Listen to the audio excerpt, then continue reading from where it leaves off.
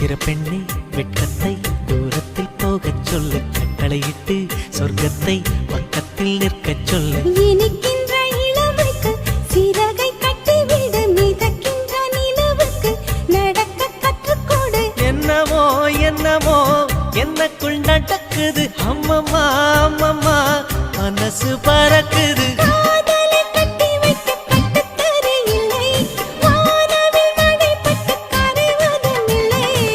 வானத்து நிலவெடுத்து வாசலில் வைக்கட்டுமா?